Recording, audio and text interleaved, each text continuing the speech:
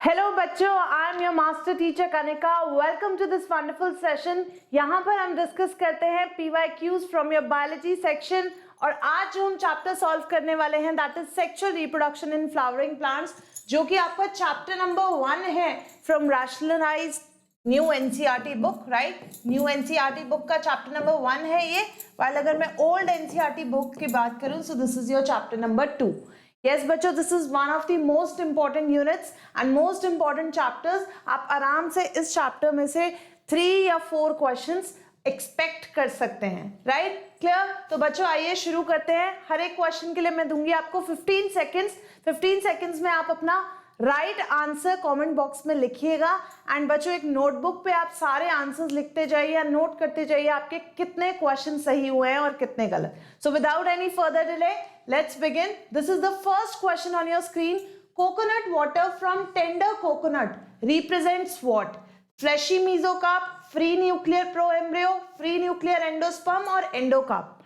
जल्दी से बच्चों मैं आपका टाइमर सेट कर देती हूँ। Read the options. In the mean time मैं आपका टाइमर सेट कर देती हूँ। यस बच्चों ध्यान से पढ़िए चारों options and I am going to give you 15 seconds to give right answer in the comment box and your time starts now।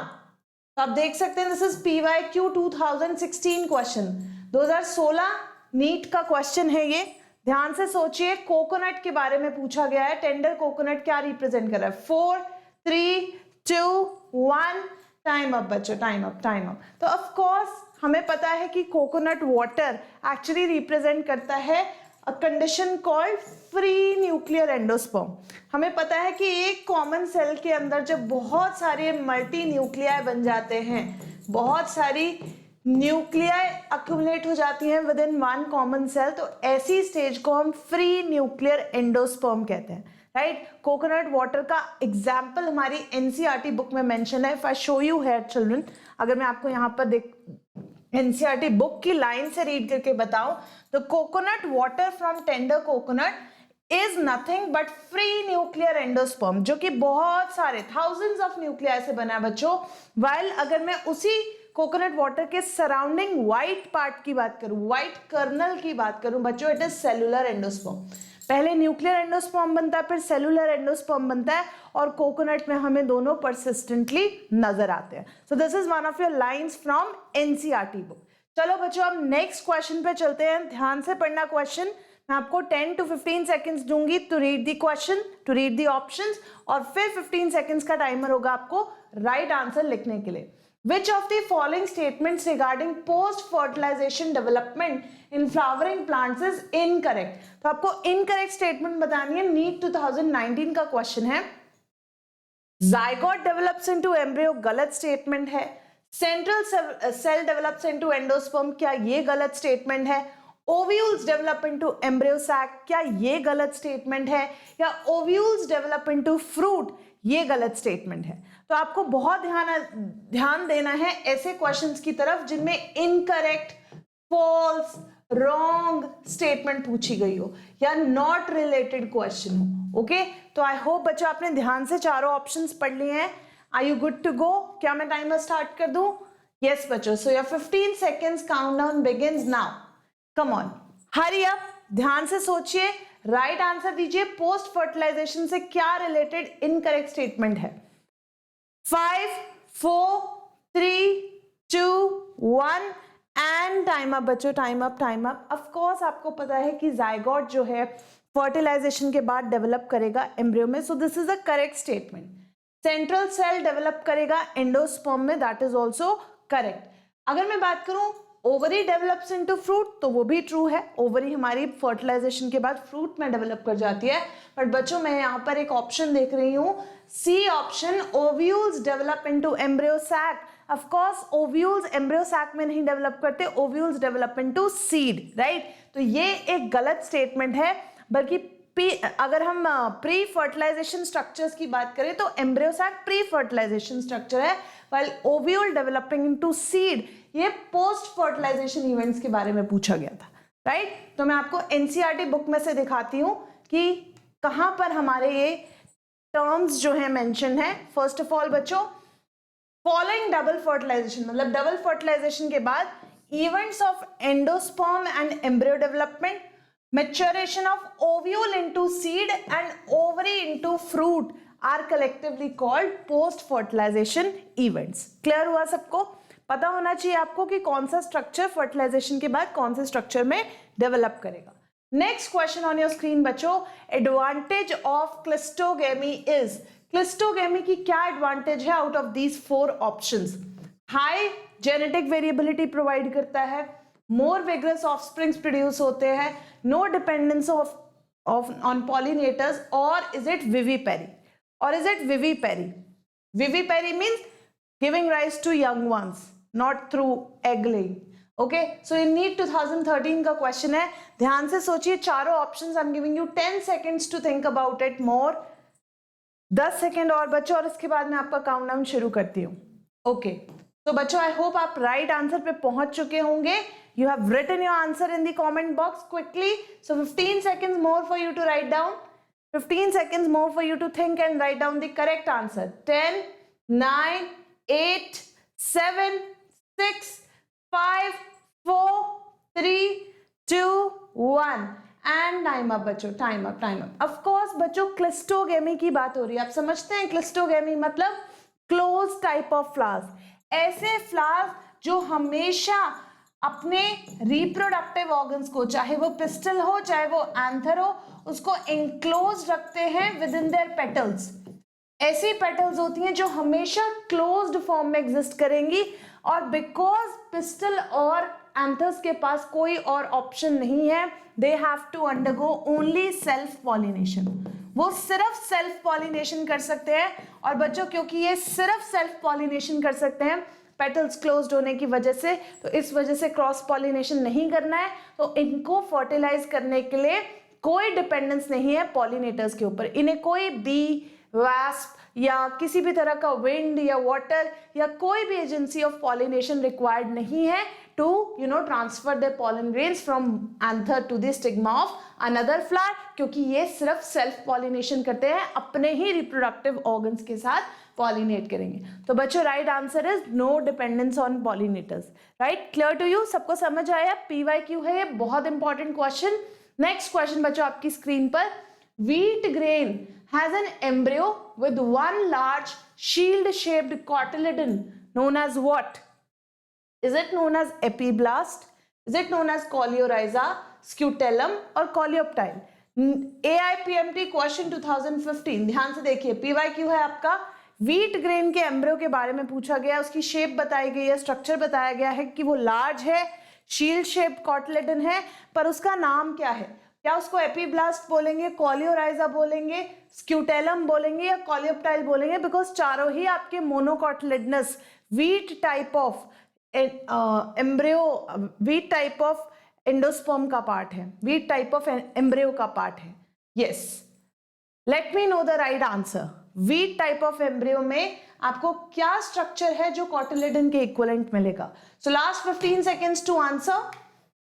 13, 12, 11, 10, 9, 8, 7, 6, 5, 4. Hurry up children. 2, 1 and time is up, time is up, time is up. So of course the right answer is scutellum. बच्चों scutellum एक ऐसा structure है जो मोनोकॉटिलेडनस seeds में आपको नजर आएगा, मोनोकॉटिलेडनस embryo में आपको नजर आएगा, and it is equivalent to the structure of dicotyledonous cotyledons. Right, तो कॉटिलेडन से इक्विवेलेंट एक ही स्ट्रक्चर है, दैट इज स्क्यूटेलम, और उसकी शेप कैसी होगी?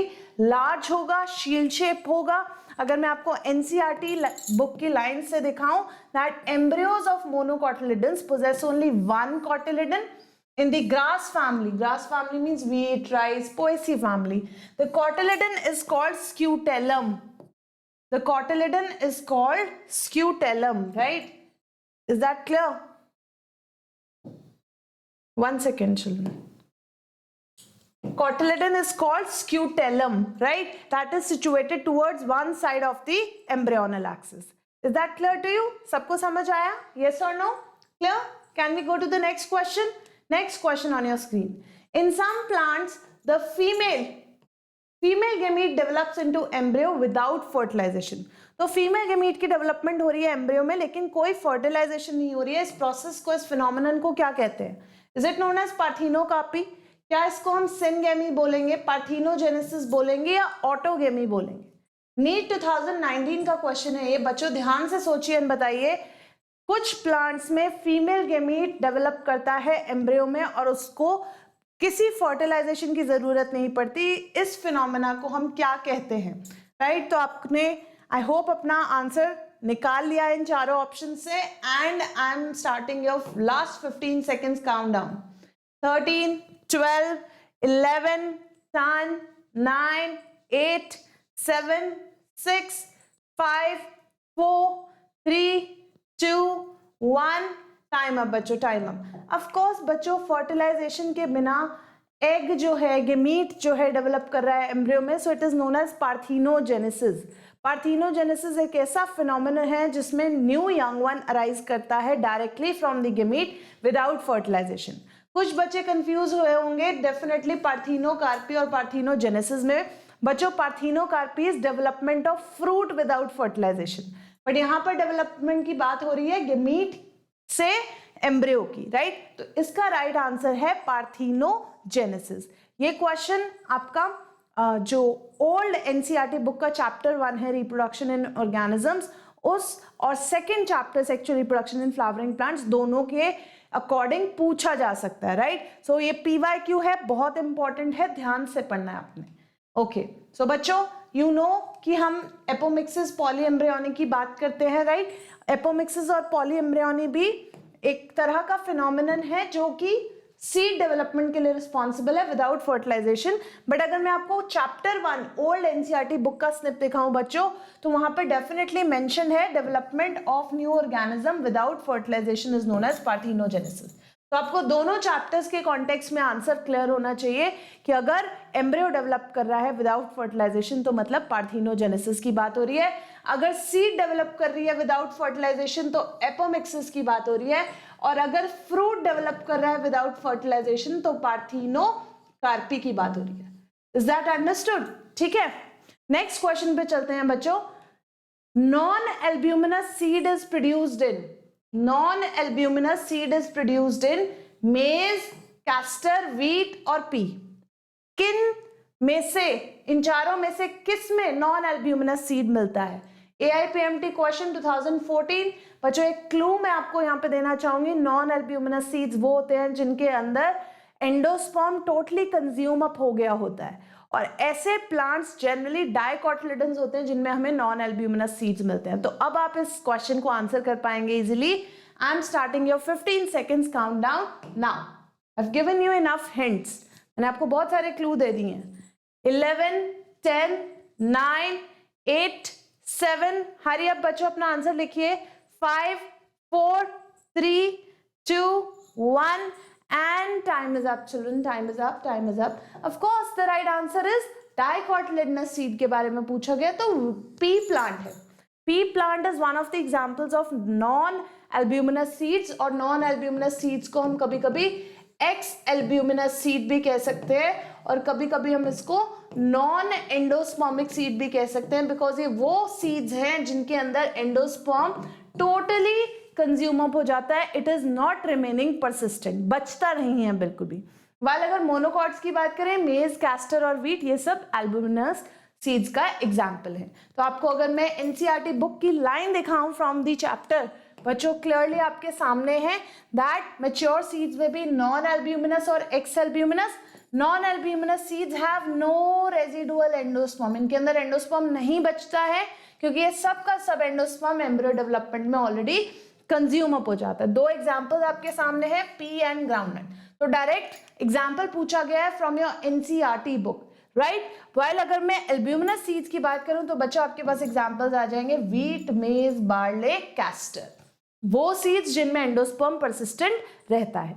आई होप आपको कॉन्सेप्ट क्लियर हुआ। अब हम चलते हैं नेक्स्ट क्वेश्चन की तरफ। विच of the following is incorrect? ध्यान से पढ़िए, आपको इनकरेक्ट बताना है फॉर विंड पॉलिनेटेड प्लांट्स। उन प्लांट्स की बात हो रही है जो अपनी पॉलिनेशन विंड के थ्रू करते हैं। नीट 2020 का क्वेश्चन है। Well expose stamens and stigma नहीं होंगे उनके पास, या many ovules in each ovary नहीं होंगे उनके पास, फ्लावर्स छोटे होंगे और ब्राइटली कलर्ड नहीं होंगे, पॉलन ग्रेन्स लाइट और नॉन स्टिकी नहीं होंगे। Please let me no incorrect statement in चारों में से विंड पॉलिनेटेड फ्लावर्स के कॉन्टेक्स्ट में कौन सी है। हरी अप बच्चों, ध्यान से सोचिए एंड आंसर कीजिए quickly quickly. All right, I hope you have got the right answer. I'm beginning your 15 seconds timer now. 15 second और हैं बच्चों, हरी अप जल्दी से आंसर कीजिए। 10, 9, 8, 7, 6, 5, 4, 3, 2, 1। टाइम अप बच्चों, time up, time up. Of course बच्चों, अगर हम ध्यान से सोचे कि जो विंड पॉलिनेटेड फ्लावर्स हैं उनके पास वेल एक्सपोज स्टेमन्स और स्टिग्मा तो होना चाहिए। रिप्रोडक्टिव ऑर्गन्स जितना विंड से, एक्सटर्नल एनवायरनमेंट से एक्सपोज्ड होंगे उतना जल्दी वो कैरी होंगे इन दी विंड करंट्स, राइट। तो ये तो ठीक है regarding the character of wind pollination. अगर मैं बात करूं फ्लावर्स छोटे होंगे, बिल्कुल छोटे हो सकते हैं क्योंकि वो बहुत लाइट वेटेड होंगे जितना छोटे होंगे, और ब्राइटली कलर्ड ना होने की भी कोई मतलब ब्राइटली कलर्ड होने की भी कोई रिक्वायरमेंट नहीं है फॉर विंड पॉलिनेटेड फ्लावर्स। तो यहाँ पर सही लिखा है, फ्लावर्स स्मॉल है एंड नॉट ब्राइटली कलर्ड है for wind pollinated flowers, that is right. Pollen grains are light and non sticky. Obviously pollen grains को स्वे करना है विंड में, उड़ना है विंड में, फ्लो करना है, राइट। तो उसके लिए उनका वेट कैसा होना चाहिए, बहुत ही लाइट होना चाहिए, और नेचर कैसी होनी चाहिए, नॉन स्टिकी। बच्चों सिर्फ एक स्टेटमेंट यहाँ पर जो आप देख रहे हैं that is statement number B, many ovules in each ovary. नहीं बच्चों, विंड पॉलिनेटेड फ्लावर्स में बहुत लिमिटेड, इनफैक्ट एक ही ओव्यूल आपको देखने को मिलता है इनसाइड एन ओवरी, बिकॉज आपको पता है विंड पॉलिनेशन एक चांस फैक्टर है। कोई श्योरिटी नहीं है कि विंड के थ्रू पॉलन ग्रेन्स जो है राइट डेस्टिनेशन पे, राइट फ्लावर पर पहुंचेंगे। तो अगर एक या दो या तीन पॉलन ग्रेन भी मुश्किल से पहुंच पाते हैं एक फ्लावर के पास, तो उसके पास अगर एक भी ओवरी हो और एक ही एग के साथ अगर उसकी फर्टिलाइजेशन हो जाए तो बच्चों दैट इज ऑल्सो इनफ। इसीलिए जो विंड पॉलिनेटेड फ्लावर्स है उनके पास एक्स्ट्रा ओवरीज नहीं है, they have single limited ovary number, ताकि उनके पास limited number of egg cell, that is एक ओवरी में एक ही एग सेल प्रोड्यूस हो and ultimately wind pollination possible हो पाए, राइट, क्लियर। तो ये आपका क्वेश्चन था related to wind pollinated flowers. और अब नेक्स्ट क्वेश्चन है आपकी स्क्रीन पर, function of filiform apparatus is to. ध्यान से सोचिए, फिलीफॉर्म अपरेटस का क्या फंक्शन है। AIPMT 2014 और 2008 दो बार ये क्वेश्चन पूछा गया, और अभी भी ये रिसेंटली भी बहुत बार क्वेश्चन आता है, लैंग्वेज चेंज होती है बट मतलब वही है, क्वेश्चन वही है। Recognise the suitable pollen on stigma, क्या फिलीफॉर्म अपरेटस का ये रोल है। Stimulate division of generative cell, produce nectar, guide the entry of pollen tube. इन चारों में से क्या फंक्शन है फिलीफॉर्म अपरेटस का, क्विकली सोचिए बच्चों। याद कीजिए एम्ब्रियो सैक का स्ट्रक्चर जहां पर जिन सेल्स के अंदर हम फिलीफॉर्म अपरेटस बनाते हैं, and try to recall what is the right answer for this, क्या फंक्शन है फिलीफॉर्म का।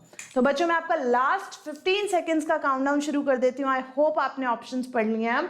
सो this is your time beginning now, 15 seconds from now for you to answer the question correctly. 10, 9, 8, 7, 6, 5, 4, 3, 2, 1 and time is up बच्चों, time is up. Of course, ध्यान से सोचिए filiform apparatus कहाँ present होता है। First of all let's recall कि एक अगर एम्ब्रियो सैक है, एम्ब्रियो सैक में माइक्रोपाइलर एंड की तरफ हमें पता है सेंटर में एक एग सेल लोकेटेड होता है, साइड में दो छोटे सेल्स लोकेटेड होते हैं जिनको हम बोलते हैं सिनर्जिड्स। और बच्चों इन सिनर्जिड सेल्स के अंदर जो ये दो सिनर्जिड सेल्स है, इनके अंदर हमें प्रोमिनेंट तरह के फिंगर लाइक अपर्चर्स नजर आते हैं, फिंगर लाइक प्रोजेक्शंस नजर आती हैं, जिनको हम बोलते हैं फिलीफॉर्म अपरेटस। और बच्चों इस फिलीफॉर्म अपरेटस का रोल होता है कि जो इनसाइड कमिंग पॉलन ट्यूब है उसको एग सेल की तरफ डायरेक्ट करना by the release of chemicals. ये फिलीफॉर्म अपरेटस कुछ ऐसे केमिकल्स रिलीज करते हैं जिसके थ्रू पॉलन ट्यूब की जो डायरेक्शन है वो किसकी तरफ डायरेक्ट हो जाती है, टुवर्ड्स द एग सेल। तो आप याद कीजिए फंक्शन है फिलीफॉर्म अपरेटस का to guide the entry of pollen tube towards the egg cell. I hope आपको ये क्लियर हो गया है, यस और नो। नेक्स्ट क्वेश्चन बच्चों, In angiosperms, pollen tubes liberate their male gametes into which structure? क्या वो सेंट्रल सेल में अपना pollen tubes जो है अपने male gametes रिलीज करेंगी, एंटीपोडल सेल्स में करेंगी, एग सेल में करेंगी या सिनर्जिड सेल्स में करेंगी? Late me no. CBSE AIPMT question 2002. हरी अब ध्यान से सोचिए, एंजियोस्पर्म्स के केस में पोलन ट्यूब्स अपना कंटेंट कहां पर रिलीज करती हैं? सेंट्रल सेल में, एंटीपोडल्स में, एग सेल में या सिनर्जिड्स में? यस बच्चों, 15 seconds more. I am beginning your countdown now. 15 second है आपके पास. क्विकली सोच के बताइए कि कहां पर अभी हम इससे रिलेटेड एक क्वेश्चन करके हटे हैं. 8, 7, 6, 5, 4, 3, 2, 1 एंड बच्चों time is up. Of course the right answer is synergid cells. अभी मैंने आपको बताया कि एम्ब्रियो सैक में एग के सराउंडिंग दो स्ट्रक्चर्स प्रेजेंट हैं, तो पोलन ट्यूब्स जब भी आएंगी तो उनका कंटेंट, उनके जो मेल गैमीट्स हैं वो सबसे पहले कहाँ रिलीज होंगे? into the synergids and then they will be directed towards the egg cell. So I hope आपको ये concept of filiform apparatus and synergid cells अब clear हो चुका है, right? Clear to you? So you can even look at the line. You can even look at one of the lines of NCERT जहाँ पर ये mentioned है, pollen tube after reaching the ovary enters the ovule through the micropyle. तो micropylar end से entry होगी pollen tube की and then enters one of the synergids. किसी भी एक सिनर्जिड में एंटर करेगी pollen tube through filiform apparatus, क्योंकि मैंने आपको बताया फिलीफॉर्म अपरेटस जो है कुछ केमिकल रिलीज करता है जिसके थ्रू डायरेक्शन जो है पोलन ट्यूब की, it is directed towards the egg cell, towards the egg cell ultimately, okay, through synergids. Alright, next question बच्चों. Even in absence of pollinating agents, ध्यान से पढ़िए, अगर पॉलिनेटिंग एजेंट्स एब्सेंट भी होंगे तो seed setting, assured seed setting आपको किन फ्लावर्स में मिल सकती है? Only one you have to tell. Commelina में, जोस्टीरा में, साल्विया में या फिग में? इन चारों में से किसी एक प्लांट में आपको अश्योर्ड सीड सेटिंग मिलेगी even in the absence of pollinating agents. बच्चों ध्यान से सोच के बताइए कौन सा ऐसा एग्जाम्पल है प्लांट का जिसमें अश्योर्ड सीड सेट मिलेगा even in absence of pollinators. अभी हमने स्टार्टिंग में एक क्वेश्चन किया इससे रिलेटेड, ध्यान से सोचिए और आंसर कीजिए. I hope you have got the answer, you have written the answer, but still I am giving you 15 more seconds to write it quickly. 13, 12, 11, 10, 9, 8, 7, 6, 5, 4, 3, 2, 1. Time up बच्चों, टाइम अप. ऑफ कोर्स हमने starting में question किया था बच्चों, that was related to cleistogamy. That was related to cleistogamy. Cleistogamous flowers की हमने बात की थी जो कि हमेशा क्लोज टाइप ऑफ फ्लावर्स होते हैं जिनमें सेंटर में पिस्टल और साइड्स में एंथर लोकेटेड होते हैं, राइट? तो अगर ये क्लोज फॉर्म ऑफ फ्लावर्स हैं और इनको किसी भी पॉलिनेटिंग एजेंट की रिक्वायरमेंट नहीं है, और ये कैसे फ्लावर्स हैं जो हमेशा अश्योर्ड सीड सेट देंगे because they are always going to do self pollination, हमेशा सेल्फ पॉलिनेशन करेंगे तो डेफिनेटली इनका सीड सेट प्रोड्यूस होगा ही होगा. एंड बच्चों ऐसे तरह के फ्लावर्स, ऐसे तरह के प्लांट्स जो क्लिस्टोगेमी शो करते हैं, क्लिस्टोगेमस फ्लावर्स भी बनाते हैं, they include Viola, Oxalis and Commelina. 3 तरह के फ्लावर्स जो हमें अश्योर्ड सीड सेट की प्रेजेंस दिखाते हैं because of cleistogamy, that is Viola, Oxalis and Commelina. और अगर हम इन 4 ऑप्शंस में से देखें तो of course right answer will be Commelina. ठीक है, तो ये आपको प्लांट्स के नाम याद रखने हैं जो केज्मोगेमस मतलब ओपन टाइप ऑफ फ्लावर्स और क्लिस्टोगेमस फ्लावर्स दोनों प्रोड्यूस करते हैं. और क्योंकि क्लिस्टोगेमी है, क्लोज्ड फॉर्म ऑफ फ्लावर्स हैं, तो अश्योर्ड सीड सेट प्रोड्यूस होगा. कोई चांस नहीं है कि पॉलन्स लूज हो जाएंगे. डेफिनेटली मेल और फीमेल रिप्रोडक्टिव ऑर्गन्स अगर नॉर्मल है, अगर उनके बीच में सिंक्रोनाइजेशन है, तो they are going to produce assured seed set. Right, next question on your screen बच्चों, it is a very interesting question, application based question है. आपको अप्लाई करना है कॉन्सेप्ट को. Right, in an angiosperm how many microspore mother cells are required to produce 100 pollen grains. तो आपके पास एक question है कि आपके पास 100 pollen grains बन रहे हैं, तो आपको बताना है कितने माइक्रोस्पोर मदर सेल से 100 pollen grains प्रोड्यूस हुए होंगे. Right, so this is your question from CBSE AIPMT 1995. Options are 25, 50, 75 और 100. Come on, I'm giving you 20 seconds to solve first of all. जल्दी से अपना कॉन्सेप्ट अप्लाई कीजिए, मुझे बताइए यहाँ पर कौन सा कॉन्सेप्ट यूज हो रहा है. Right it in the comment box the name of the concept being applied है. कैसे आप फाइंड आउट कर सकते हैं कि pollen grains के नंबर से that how many microspore mother cells were involved in production of these pollen grains. Quickly बच्चों, 20 seconds. Time is going to be up soon. Hurry up. Okay? I hope you have got the answer. Write it down in the comment box now. Last 15 seconds. Last 15 seconds बच्चों to write down the correct answer. Hurry up.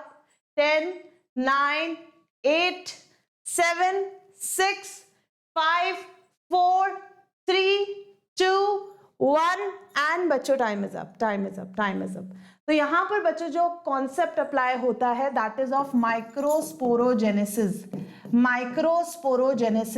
आपको पता है microsporogenesis is a process जिसमें we say that 1 microspore mother cell gives rise to 4 pollen grains और 4 microspores, right? क्योंकि हमें पता है माइक्रोस्पोर्स ही डेवलप होकर क्या बनाते हैं, pollen grains बनाते हैं. तो बच्चों यहाँ पर हमारे पास उल्टी इंफॉर्मेशन गिवन है दैट 100 pollen grains अगर प्रेजेंट है ऑर्गेनिज्म में, प्लांट में, तो 100 pollen grains को बनाने के लिए हमें कितने माइक्रोस्पोर मदर सेल्स लगे होंगे बच्चों? जब 1 microspore mother cell 4 pollen grains को राइज करता है तो ऑब्वियसली हमें इसका मल्टीपल निकालना होगा इनटू 4 टाइम्स, राइट? तो हमें पता है 25 इंटू 4 इज इक्वल टू 100. तो कितने माइक्रोस्पोर मदर सेल्स यहाँ पर यूज 25 इंटू 4 100. तो कितने माइक्रोस्पोर मदर सेल्स यहाँ पर यूज हुए? 25, right? Clear to you? 25 microspore mother cells ने अगर ईच माइक्रोस्पोर मदर सेल ने अगर 4 pollen grains प्रोड्यूस किए होंगे तभी ये 100 pollen grains हमें मिल पाए हैं थ्रू 25 माइक्रोस्पोर मदर सेल्स. तो right answer is 25. Clear to you? सबको समझ आया कॉन्सेप्ट? नेक्स्ट क्वेश्चन बच्चों, और आपको पता है माइक्रोस्पोरोजेनेसिस का कॉन्सेप्ट है क्योंकि जब मियोसिस होता है माइक्रोस्पोर्स में, मियोसिस के थ्रू हमेशा 4 सेल्स प्रोड्यूस होते हैं. तो 1 microspore mother cell giving rise to 4 microspores और 4 pollen grains. तो 25 microspore mother cells involve होंगे 100 pollen grains produce करने के लिए. I hope it is clear to you. Yes or no? Next question. Ovule of an angiosperm is technically equivalent to. अब देखिए बहुत important, बहुत recent question है, NEET 2016. ओव्यूल एक एंजियोस्पर्म का टेक्निकली किस स्ट्रक्चर के इक्विवेलेंट है? क्या वो मेगास्पोरेंजियम के इक्विवेलेंट है, मेगास्पोरोफिल के इक्विवेलेंट है, मेगास्पोर मदर सेल के इक्विवेलेंट है, या मेगास्पोर के इक्विवेलेंट है? Come on, think about it, give me a logical reason बच्चों. ओव्यूल, अगर मैं इसको सिंपल टर्म्स में समझाऊं इस क्वेश्चन को, तो ओव्यूल का अदर नेम क्या है? Is it called megasporangium, megasporophil, megaspore mother cell, or is it called megaspore? I hope you have got the answer now. I made the question simple for you. ठीक है? Last 15 seconds बच्चों, quickly अपना answer लिखिए. 15 seconds from now. Yes. 12, 11, 10, 9, 8, 7, 6, 5, 4, 3, 2, 1. Time up बच्चों, time up. Of course, ovule is technically equivalent to megasporangium. अगर हम scientific term की बात करें, हमने ओव्यूल का स्ट्रक्चर पढ़ा बच्चों. Ovule is a structure that gives rise to megaspores, right? Megaspores को अराइज करता है. तो बच्चों वो बॉडी जिसके अंदर मेगास्पोर्स प्रोड्यूस हो रहे हैं, उस बॉडी को हम क्या बोलेंगे? We call it megasporangium. Technically इसका जो साइंटिफिक टेक्निकल टर्म है that is megasporangium. We can simply call it ovule as well, right? तो ये जो स्ट्रक्चर है जिसके अंदर मेगास्पोर्स प्रोड्यूस होंगे अल्टीमेटली न्यूसेलस सेल के अंदर, तो इस स्ट्रक्चर को हम कहते हैं मेगास्पोरेंजियम और ओव्यूल. Clear to you? सबको समझ आया है? Alright, next question. In angiosperms microsporogenesis and megasporogenesis occur in anther. क्या ये दोनों फिनोमेना एंथर के अंदर होते हैं? और they form gametes without further division. क्या ये बिना डिविजन किए गेमीट्स बनाते हैं? डू दे इन्वॉल्व मियोसिस और do they occur in ovule?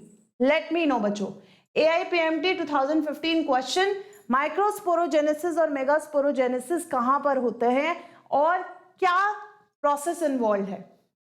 Do they occur in anther, form gametes without further division, involve meiosis और अकर इन ओव्यूल? वेरी इजी क्वेश्चन बच्चों, बहुत ही बेसिक कॉन्सेप्ट है sexual reproduction in flowering plants chapter का. Last 15 seconds, come on, let me know. 12, 11, 10, 9. हरी अब बच्चों जल्दी से, सारे ऑप्शंस आपके सामने, जल्दी से आंसर कीजिए. 4, 3, 2, 1 एंड टाइम इज अप. बच्चों हमने पढ़ा है कि माइक्रोस्पोरोजेनेसिस और megasporogenesis is the process of phenomenon of microspores and megaspores respectively through meiosis. तो दोनों के दोनों प्रोसेसेस में क्या इन्वॉल्व है? स्पोर फॉर्मेशन के लिए मियोसिस अंडरगो करेंगे. Spore formation in plants requires meiosis. Meiosis means reduction division, reducing the chromosome number half. तो फॉर एग्जांपल आपके स्पोरोजीनस टिश्यू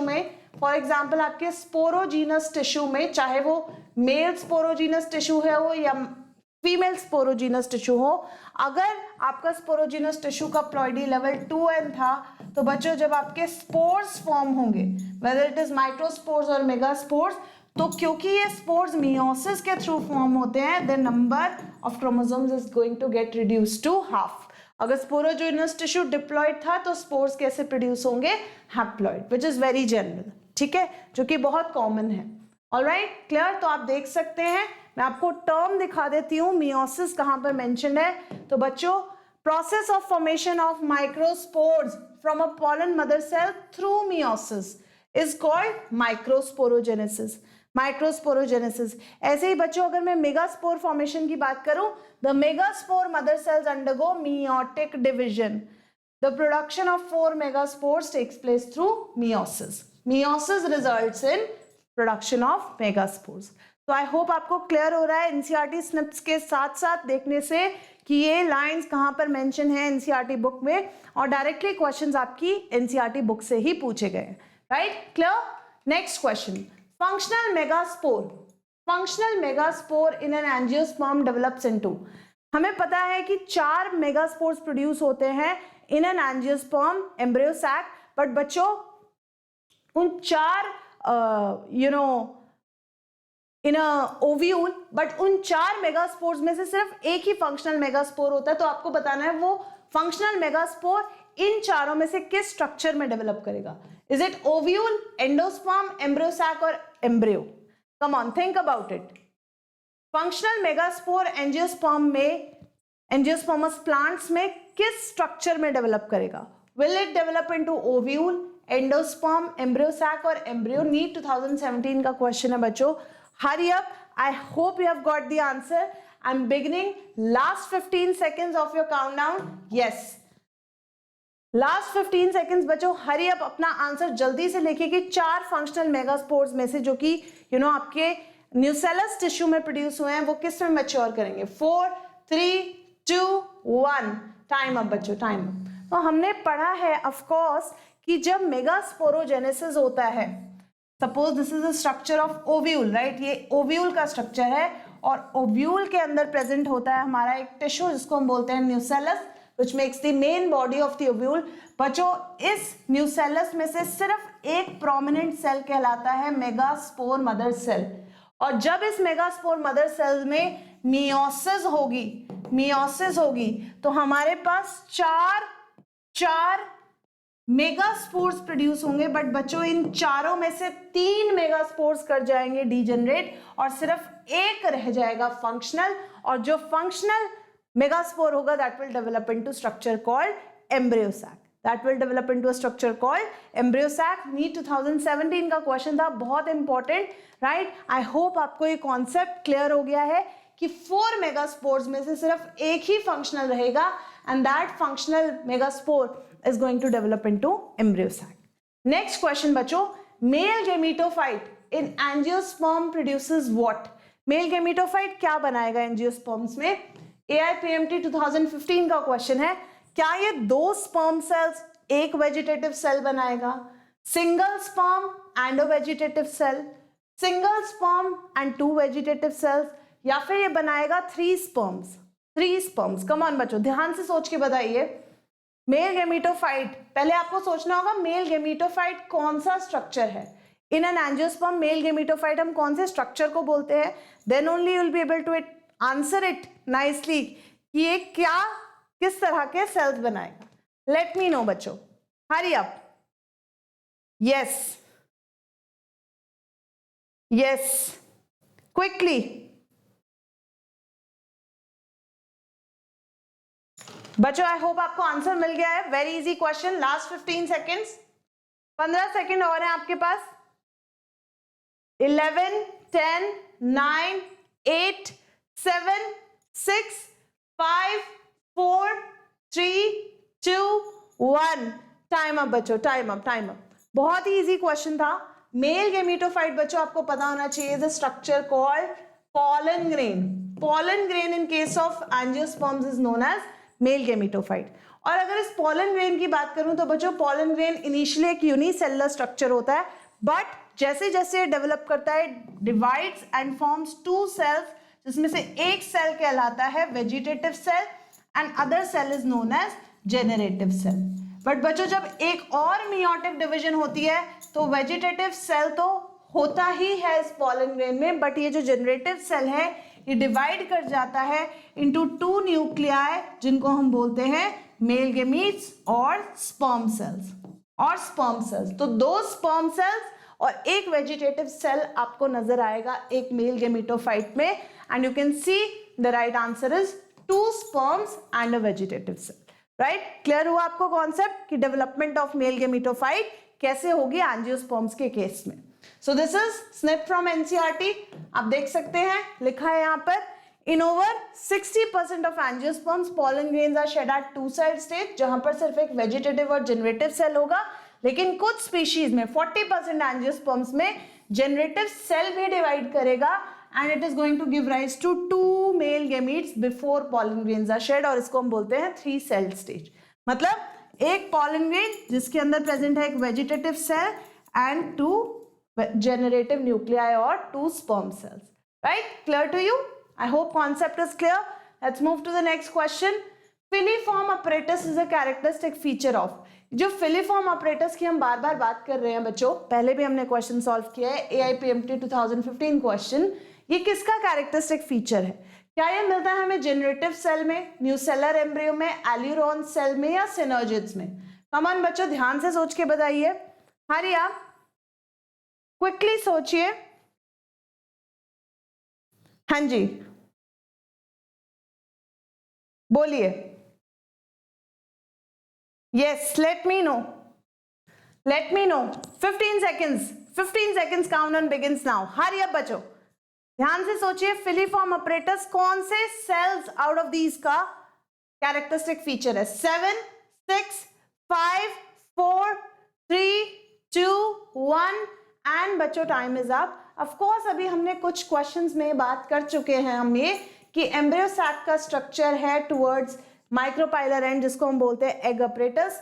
एग अपरेटस में मिलता है हमें एक एग सेल और साइड पे मिलते हैं हमें 2 सिनर्जिड सेल्स. बच्चों इस सिनर्जिड सेल्स में प्रेजेंट होते हैं finger like projections, finger like thread like projections, जिनको हम बोलते हैं फिलीफॉर्म apparatus. Filiform apparatus. तो आपका जो फिलीफॉर्म apparatus है वो किसका पार्ट है, किसका कैरेक्टरिस्टिक फीचर है? सिनर्जिड्स का. Right, clear to you? Is that clear? Next question. attractants and rewards are required for. attractants and rewards are required for NEET 2017 question. ध्यान से सोचना होगा बच्चों, आपको इन टर्म्स का मतलब पता होना चाहिए. क्या ये अनीमोफिली है जिसमें अट्रैक्टेंट्स और रिवॉर्ड्स देने पड़ते हैं फ्लावर को? इज इट एंटोमोफिली, हाइड्रोफिली और cleistogamy? Come on, think about these terms. पहले आप सोचिए इनके बारे में और फिर बताइए.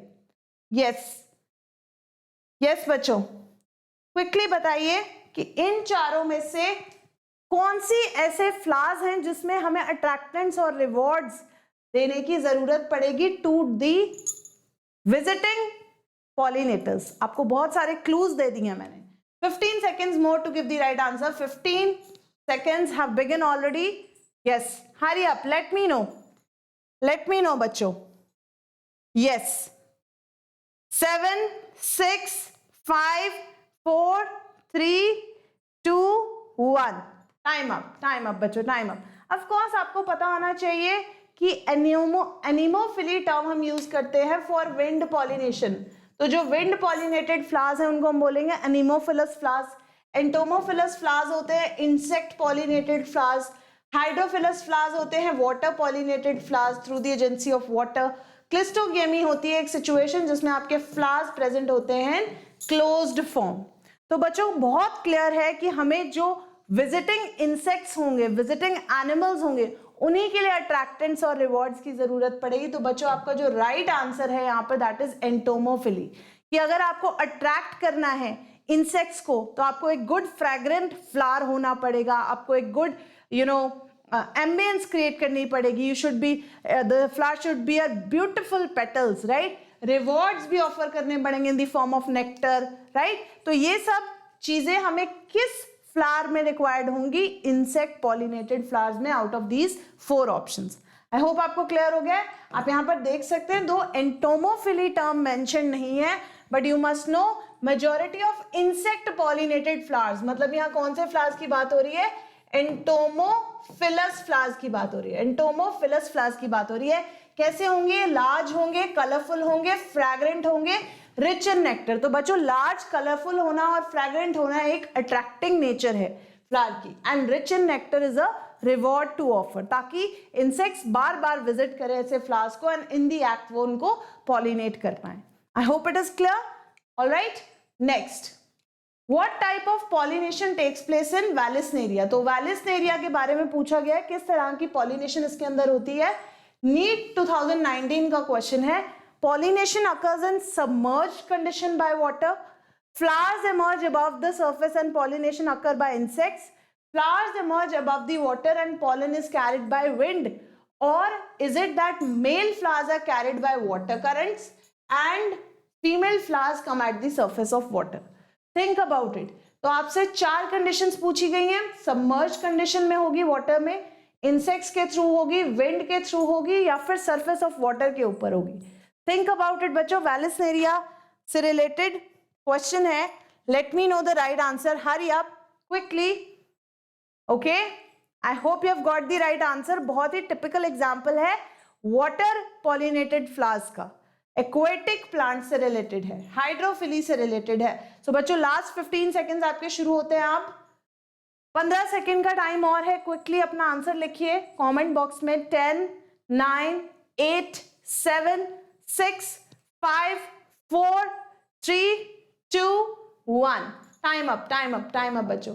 ऑफ कोर्स मेल फ्लावर्स जो है वैलिसनेरिया में कैरी किए जाते हैं to, I mean female flowers come at the top of the surface of the water through a long stalk. एक लंबी सी स्टॉक के साथ female flowers top surface of water तक रीच करते हैं और वहीं पर मेल फ्लावर्स जो है अपनी पॉलन ग्रेन्स रिलीज करते हैं, राइट। तो जो पॉलिनेशन है that is aquatic, that is aquatic. Aquatic means कि वाटर पॉलिनेटेड फ्लावर्स हैं, एक्वेटिक फॉर्म्स हैं और वाटर पॉलिनेटेड फ्लावर्स हैं। Through the agency of water only, through the agency of hydrophily only they are going to carry out pollination. तो आपका ये example है NCERT book का, याद रखना है आपको वैलिसनेरिया में पॉलिनेशन कैसे होगी। Next question, in majority of angiosperms, 2016 का क्वेश्चन है, egg has a filiform apparatus, there are numerous antipodal cells, reduction division occurs in the megaspore mother cells, small central cell is present in the embryo sac. Let me know। सब बच्चे इसका answer दीजिए, quickly बताइए। और आप देखिए कितने सारे क्वेश्चंस पूछे गए आपसे स्ट्रक्चर ऑफ एम्ब्रियो सैक से रिलेटेड। जल्दी बच्चों, let me know what is the right answer for this। Yes, hurry up। So बच्चों I hope you have reached to the right answer। Last 15 seconds for you to write। 15 second और हैं, hurry up, जल्दी से अपना right answer लिखिए। 10, 9, 8, 7, 6, 5, 4, 3, 2, 1। Time up बच्चों, time up. Basically आपको एक करेक्ट स्टेटमेंट चूज करनी थी कि मेजॉरिटी ऑफ एंजियोस्पर्म्स में egg has a filiform apparatus. No बच्चों, ये स्टेटमेंट रॉन्ग है। एग के पास फिलीफॉर्म अपरेटस नहीं होता है, synergids have the filiform apparatus. There are numerous antipodal cells, numerous नहीं 3 एंटीपोडल सेल्स होते हैं। Reduction division occurs in the megaspore mother cell. Yes, ये स्टेटमेंट सही है क्योंकि मियोसिस होता है मेगास्पोर मदर सेल में। Small central cell is present. No बच्चों, स्मॉल सेंट्रल सेल नहीं प्रेजेंट होता है, लार्ज सेंट्रल सेल प्रेजेंट होता है एम्ब्रियो सैक में। तो one of your right statements is reduction division occurs in megaspore mother cell, क्योंकि आपको पता है मेगास्पोर मदर सेल्स में जब रिडक्शन डिवीजन होगी, मियोसिस होगा, तभी हमारे पास बनते हैं 4 मेगास्पोर्स, जिसमें से सिर्फ 1 फंक्शनल होता है और रेस्ट 3 कर जाते हैं डीजेनरेट, रेस्ट 3 कर जाते हैं डीजेनरेट। ऑलराइट, ठीक है, सबको समझ आया है क्वेश्चन? आई होप सबको क्लियर है। ऑलराइट, नेक्स्ट क्वेश्चन बच्चों आपका स्क्रीन के ऊपर आ गया है। In which of the following both autogamy and geitonogamy are prevented? इन चारों प्लांट्स में से आपको सोच के बताना है कि ऑटोगेमी और गाइटोनोगेमी दोनों ही इनमें से किस फ्लावर में, किस प्लांट में प्रिवेंट की जा सकती हैं, and how you have to give me the reason. आपको बताना है मुझे क्यों ऐसा हो सकता है।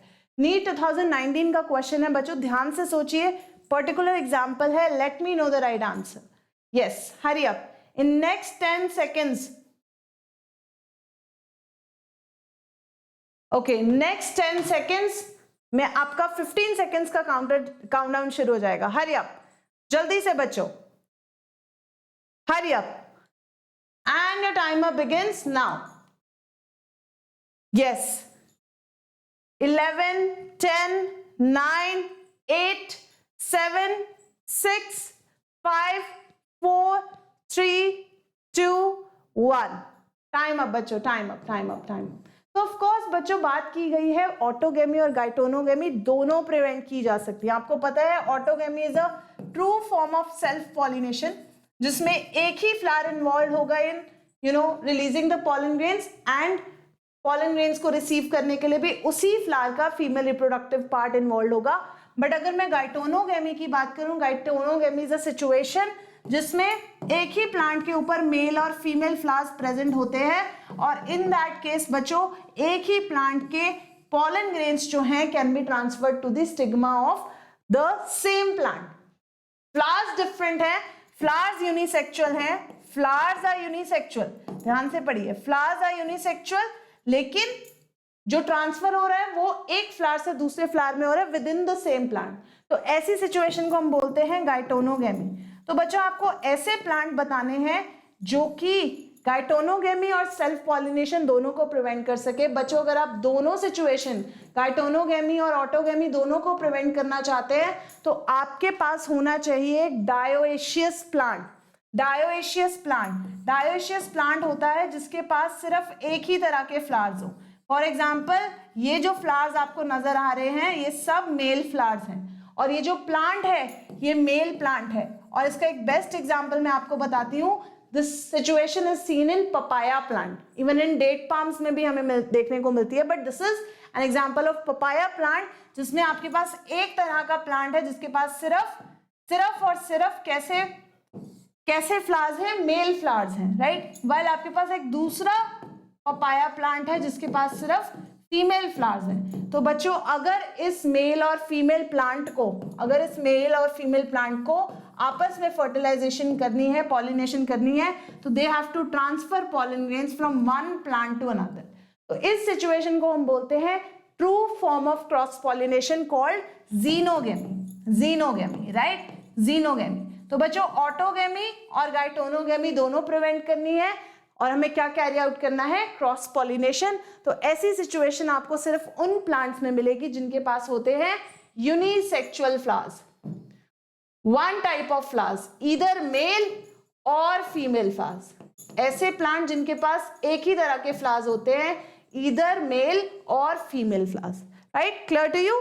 आई होप सबको समझ आया है। आप एनसीईआरटी बुक की लाइन में भी इसको नोट कर सकते हैं, इस सिचुएशन को, जहां पर पपाया प्लांट का एग्जाम्पल देके बताया गया है। In several species such as papaya, male and female flowers are present on different plants.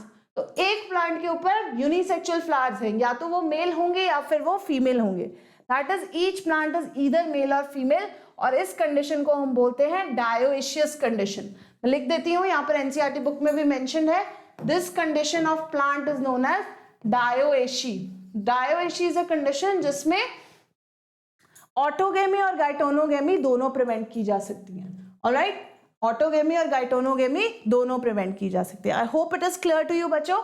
Next question on your screen, in water hyacinth and water lily, तो दो प्लांट्स के नाम आपको गिवन है, एक्वेटिक प्लांट्स है, वाटर हाइसिंथ और water lily में pollination कैसे होगी? Will it be through water currents, wind and water, insects and water, insects और विंड? तो चार ऑप्शन है बच्चों, ये नहीं सोचना है कि एक्वेटिक प्लांट्स है तो हमेशा वाटर करंट्स ही इन्वॉल्व होंगे for pollination. Think about it, ध्यान से सोचिए और फिर बताइए क्या एग्जाम्पल है। It is an exception actually, NEET 2020 का क्वेश्चन है, क्वाइट रीसेंट क्वेश्चन। ध्यान से सोचिए, what is the reason, what is the reason बच्चों? Yes, let me know. हाँ जी, लेट मी नो बच्चों, बताइए वाटर हाइसिंथ और वाटर लिली में पॉलिनेशन कैसे होगी? लास्ट 15 seconds बच्चों, last 15 seconds, hurry up, time has begun for you to answer. 10, 9, 8, 7, 6, 5, 4, 3, 2, 1, time up बच्चों, टाइम अप। अब मुझे बताइए कि क्या राइट आंसर है? आपने ऑफ कोर्स लिखा है, कई बच्चे लिख रहे हैं वाटर करंट्स, कई बच्चे लिख रहे हैं इंसेक्ट्स और विंड। बच्चों राइट आंसर है इंसेक्ट्स और विंड, क्योंकि वाटर हाइसिंथ और वाटर लिली दो ऐसे एक्सेप्शनल प्लांट्स है, आपकी एनसीईआरटी बुक में मेंशन है, जो एक्वेटिक होते हुए भी वाटर के थ्रू अपनी पॉलिनेशन नहीं करते हैं। They come up towards the surface of water, they release their pollen grains either in the wind, या तो विंड में रिलीज कर देते हैं पॉलन ग्रेन्स को, या फिर they get pollinated by some insects. कुछ इंसेक्ट्स विजिट करते हैं फ्लावर को, they take up the pollen grains and transfer it to some other flower. तो बच्चों एक एक्सेप्शनल केस है, आपको ध्यान रखना है। मैं आपको एनसीईआरटी बुक में से भी दिखा देती हूँ, कहाँ पर लिखा है that all in a majority of aquatic plants such as water hyacinth and water lily, flowers emerge above the level of water and are pollinated by insects or wind. तो याद रखना है, वाटर हाइसिंथ वाटर लिली का example है in context to insect और wind. Aquatic होते हुए भी ये प्लांट्स वाटर पॉलिनेशन नहीं करते हैं। I hope it is clear to you no, सबको समझ आ गया है? Alright, next question, which of the following has proved helpful in preserving pollen grains as fossils? अगर आप पॉलन ग्रेन्स को फॉसिल्स की तरह प्रिजर्व करना चाहते हैं तो इन चारों में से किस चीज की रिक्वायरमेंट है, या क्या चीज ऐसी है जिसने पॉसिबल किया है पॉलन ग्रेन की प्रिजर्वेशन को as a fossil? Oil content, cellulosic intine, pollen kit और स्पोरोपोलिन। नीट 2018 का क्वेश्चन है बच्चों, ध्यान से पढ़िए चारों options, oil content, cellulosic intine, pollen kit या स्पोरोपोलिन। इन चारों में से कौन सा ऐसा स्ट्रक्चर है जिसने पॉसिबल बनाया है पॉलन ग्रेन की preservation as fossil? Yes, let me know. So 15 second का टाइम आपका शुरू होता है up for answer. Okay, for answering hurry up, 15 seconds from now. ध्यान से सोचिए, बहुत ही कॉमन टर्म है एक। 10, 9, 8, 7, 6, 5, 4, 3, 2, 1, टाइम अप बच्चों, टाइम अप। ऑफ कोर्स बच्चों, स्पोरोपोलिन, स्पोरोपोलिन एक ऐसी सब्सटेंस है जो कि exine layer of pollen grain में आपको मिलेगी, outer layer of pollen grain में आपको एक सब्सटेंस मिलेगी स्पोरोपोलिन। बच्चों ये स्पोरोपोलिन इतनी रेजिस्टेंट मटेरियल से बनी है that it can withstand any temperature. आप high temperature, low temperature, acid, alkali, pressure और किसी भी तरह का आप इसके ऊपर कोई भी आप चीज अप्लाई करते हैं कि आप इसको तोड़ने की कोशिश कर सके, स्पोरोपोलिन को डिस्ट्रक्ट करने की कोशिश कर सके। बच्चों स्पोरोपोलिन डिस्ट्रक्ट नहीं होती है। आप कोई भी एंजाइमेटिक एक्शन करें, एसिड, एल्कली, टेम्परेचर कुछ भी यूज करें, ये किसी भी कंडीशन में ब्रेक डाउन नहीं होती है। It is one of the most resistant organic materials जो कि आपको exine layer of pollen grain में मिलेगी। Right, clear? और इसी की वजह से हम पॉलन ग्रेन्स को प्रिजर्व कर पाते हैं in fossil forms. Right, clear to you?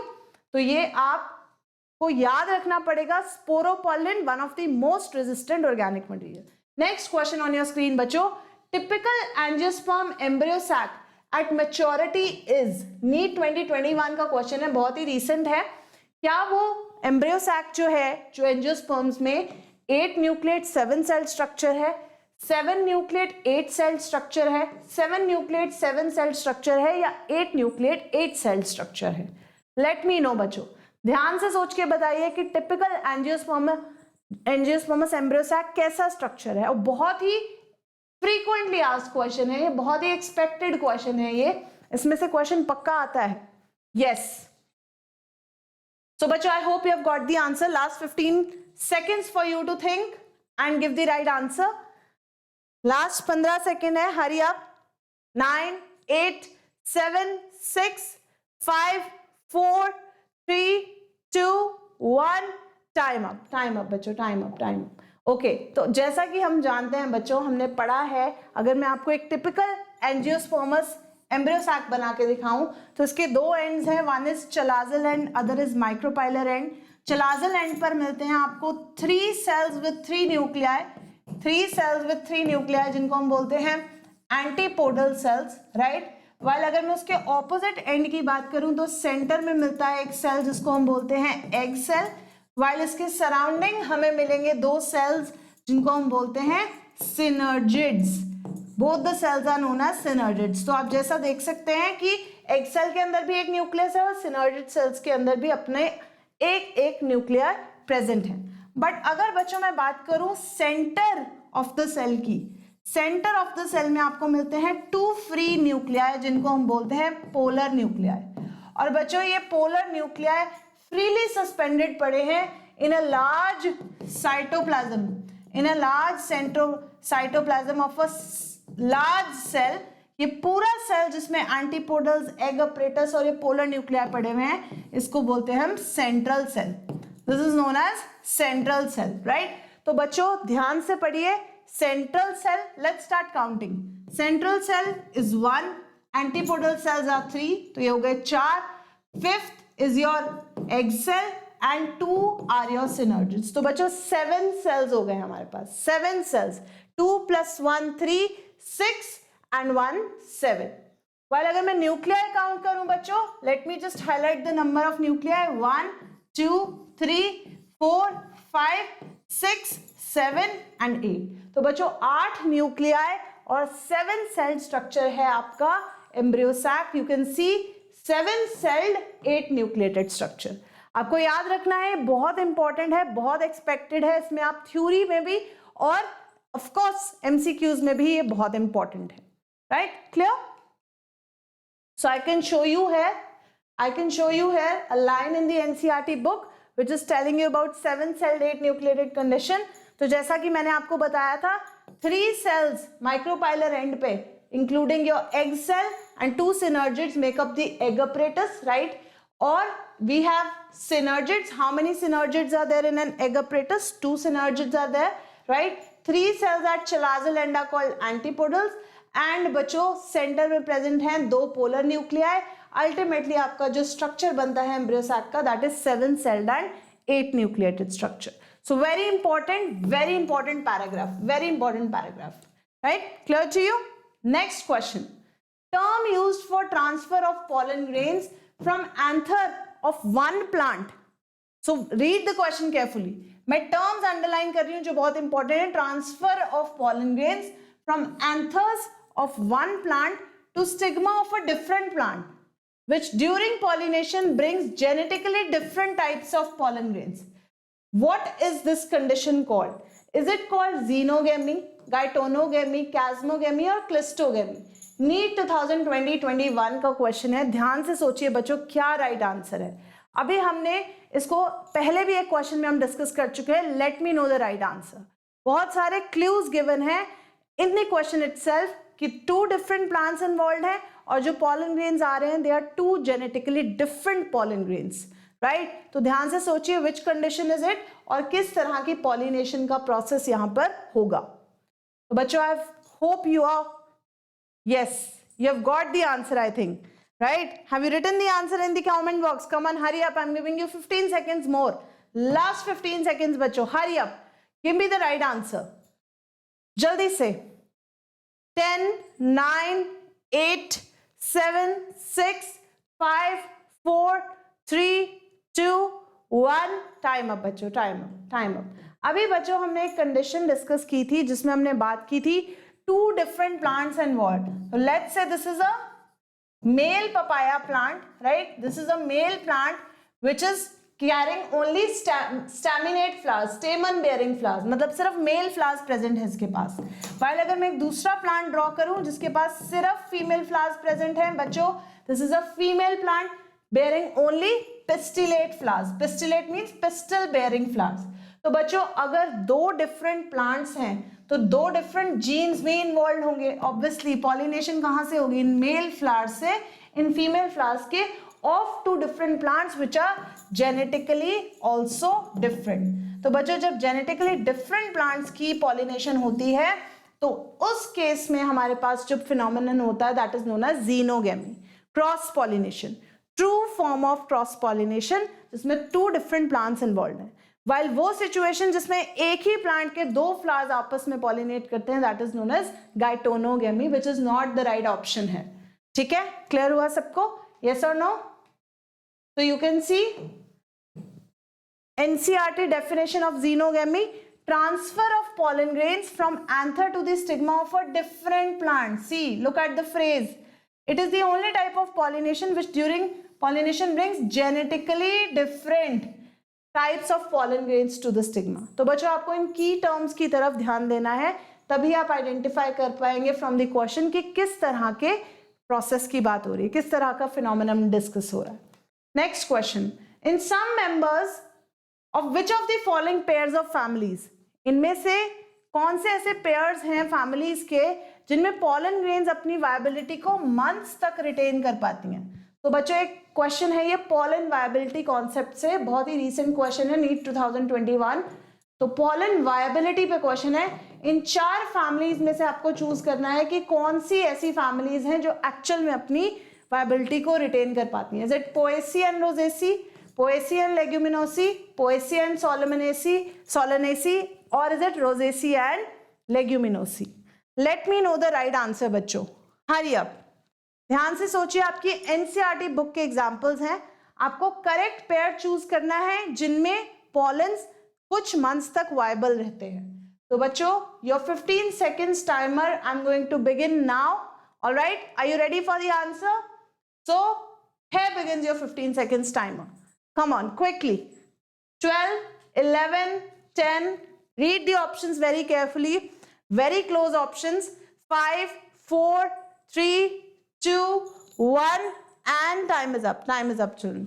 Of course, right answer is Rosaceae and Leguminosae. अगर आप अपनी NCERT बुक में देखें तो आपके पास तीन फैमिलीज के बारे में स्पेशल मेंशन है, that is Rosaceae, Solanaceae and Leguminosae, right? ये तीन फैमिलीज के एग्जांपल्स ऐसे हैं जो कि अपनी पॉलन ग्रेन्स की वायबिलिटी को मंथ्स तक रिटेन कर पाती हैं, unlike Poaceae family. Poaceae family का मेंशन मंथ्स के लिए नहीं है, it is for a few minutes, it is for a few minutes that they are able to retain their pollen viability. Right, clear to you? So right answer is option D. I can show you in the NCERT snip as well. आप देख सकते हैं NCERT snip में भी, in some members like Rosaceae, Leguminosae and Solanaceae, they are maintaining viability for months. While अगर मैं cereals की बात करूं, Poaceae family की बात करूं, जैसे कि rice and wheat, pollen grains lose viability within 30 minutes. Right, तो बहुत ही कंट्रास्टिंग कैरेक्टर्स हैं, minutes and months. You have to learn the examples की कौन से पर्टिकुलर हैं, right? Clear to you? Next question, pollen grains can be stored for several years in liquid nitrogen having a temperature of, NEET 2018 का question है, is it -196 degree Celsius, is it -80, -120 degree Celsius, और is it -160 degree Celsius? तो several years के लिए अगर आप pollen grains को store करना चाहते हैं आर्टिफिशियली, तो आपको कौन सा टेम्परेचर इसमें से सूटेबल होगा? सोचिए बच्चों ध्यान से, एनसीईआरटी बुक की लाइन है, अभी मैं आपको स्निप भी दिखाऊंगी कहां पर मेंशन्ड है, right? Think about it and give me the right answer. तो बच्चों last 15 seconds for you to give the right answer. I hope it is a very direct question, आप लोग आंसर कर पाए होंगे अभी तक। So here begins your timer. Here begins your timer. Yes. 10, 9, 8, 7, 6, 5, 4, 3, 2, 1 time up बच्चों, time up. Of course the right answer is -196 degree Celsius. हम अगर पॉलन्स को प्रिजर्व करना चाहें इन एन आर्टिफिशियल मीडियम तो हम उसको सिर्फ स्टोर कर सकते हैं नाइट्रोजन में, राइट, लिक्विड नाइट्रोजन में, that is -196 degree Celsius, right. So I am showing you here in the NCERT book as well, कहां पर मेंशन्ड है ये।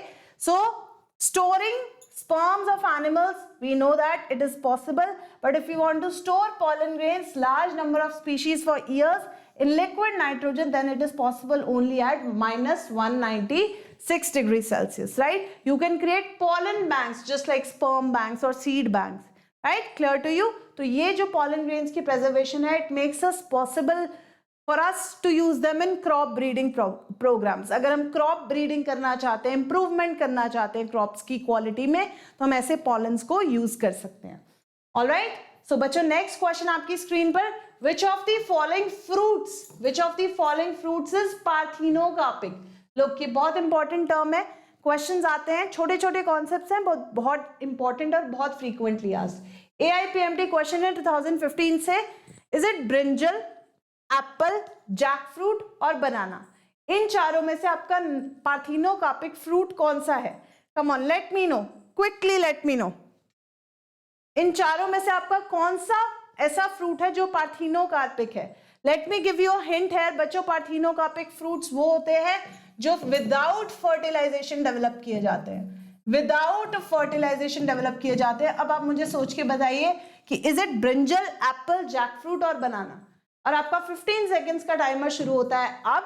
क्विकली बच्चों, I hope you have reached the right answer till now. 9, 8, 7, 6, 5, 4, 3, 2, 1 and time up बच्चों, time up. Of course right answer is banana. Banana आपका एक naturally parthenocarpic fruit है जिसका मेंशन एनसीईआरटी बुक में भी है।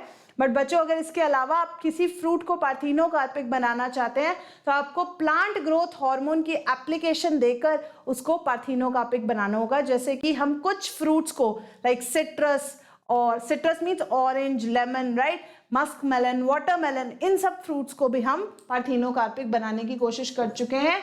सो बच्चों, as you can see NCERT book में भी मेंशन है parthenocarpic fruits, right. Fruits developing without fertilization are called parthenocarpic fruits.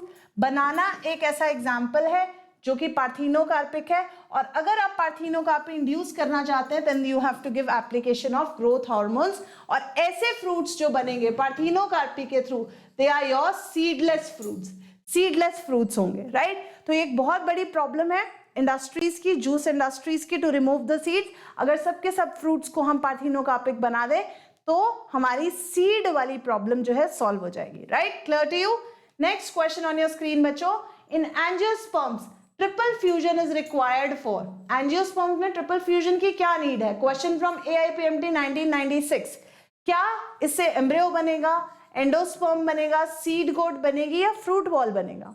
Late me no, triple fusion किस लिए किया जाता है, क्या स्ट्रक्चर प्रोड्यूस होता है by carrying out triple fusion in angiosperms?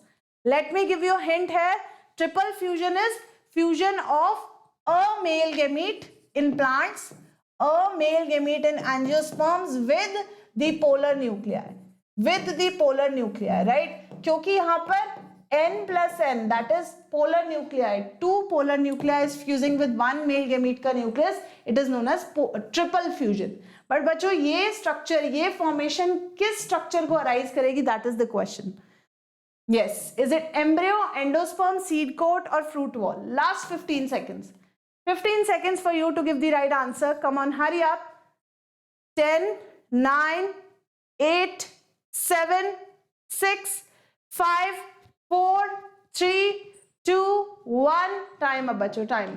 Of course, male gamete और polar nuclei मिलकर एक structure बनाएंगे which is known as PEN. PEN stands for primary endosperm nucleus. That will further give rise to PEC. PEC is primary endosperm cell. But बच्चों, इसके बाद जो structure बनेगा through the development in PEC, that is known as endosperm. That is known as endosperm. और ये triple fusion इसलिए कहलाता है बच्चों क्योंकि यहाँ पर 3 न्यूक्लियाई आपस में फ्यूज कर रहे हैं, 3 न्यूक्लियाई आपस में फ्यूज कर रहे हैं। Right answer is endosperm. Endosperm की डेवलपमेंट बहुत जरूरी है for the further development of zygote to take place. अगर हम चाहते हैं जायगोट डेवलप करे एम्ब्रियो में, तो उसके लिए हमें खाना देना बहुत जरूरी है जायगोट को, दैट कम्स फ्रॉम एंडोस्पर्म। तो एंडोस्पर्म आपका एक वेजिटेटिव टिश्यू, एक न्यूट्रिशियस टिश्यू है जो जायगोट को डेवलप करने में हेल्प करेगा, right? Clear to you? So let me show you here in the NCERT snip as well, right? Triple fusion की बात हो रही है, that you know other male gamete move towards two polar nuclei located in central cell and fuse with them to give rise to first triploid structure called PEN, primary endosperm nucleus, right? PEN. As this involves fusion of 3 nuclei, इसीलिए हम इसको triple fusion कहते हैं, क्योंकि 3 nuclei fuse किए हैं। और बच्चों, इस फिनोमिनन से फर्दर क्या प्रोड्यूस होगा? प्राइमरी एंडोस्पर्म सेल, और अल्टीमेटली क्या बनेगा? एंडोस्पर्म। और एंडोस्पर्म बहुत जरूरी है जायगोट की डेवलपमेंट करने के लिए into an embryonic cell. Is that clear to you? So बच्चों, हम यहाँ पर साथ साथ एनसीईआरटी स्निप्स भी देख पा रहे हैं for the questions that we are doing, that they are directly coming from NCERT book.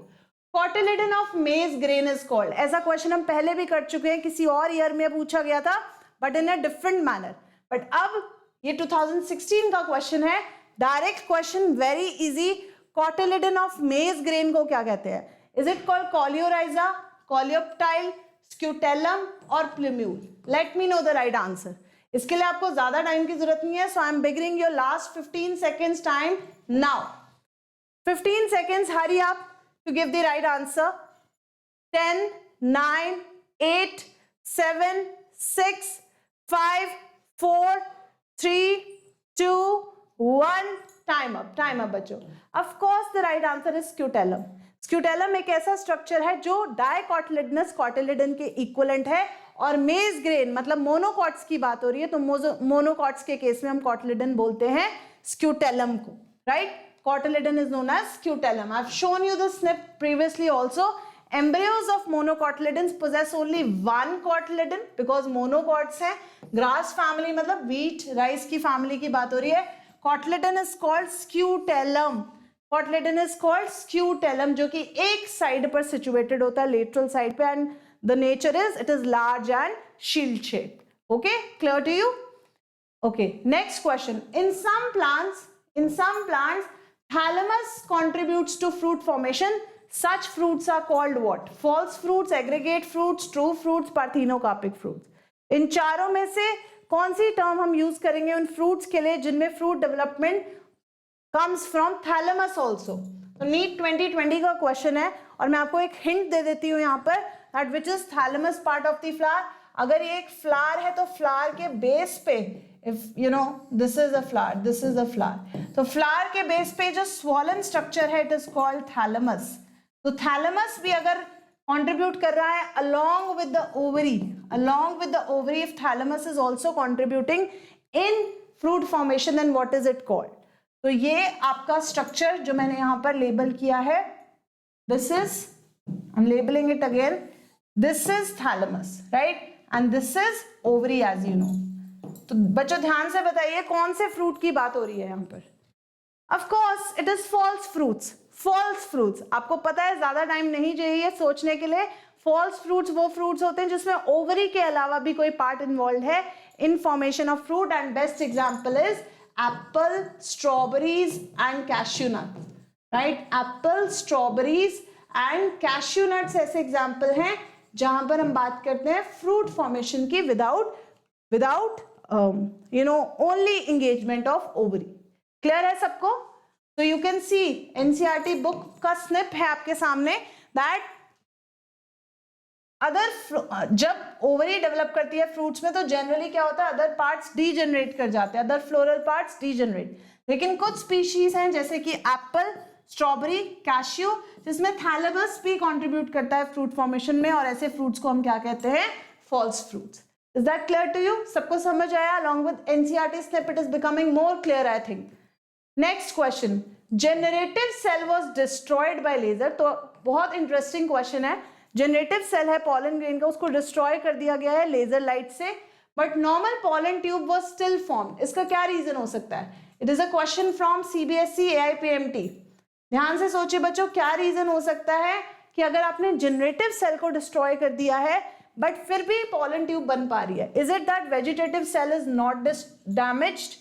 Contents of killed generative cells stimulate the pollen growth. Laser beam stimulates growth of pollen tube. Region of emergence of pollen tube is not harmed. Let me know the right answer. AIPMT question 1989. Generative cell अगर damage हो गया है तो इनमें से क्या effect आपको देखने को मिलेगा जिसकी वजह से pollen tube ग्रो कर पा रही है? Come on, 10 seconds more. 10 seconds more for you to give the right answer. Hurry up. And I'll begin your timer. Yes. Are we ready? So here begins your 15 seconds timer. Let me know the right answer. Generative cell is destroyed, लेकिन pollen tube की growth फिर भी क्यों हो पा रही है?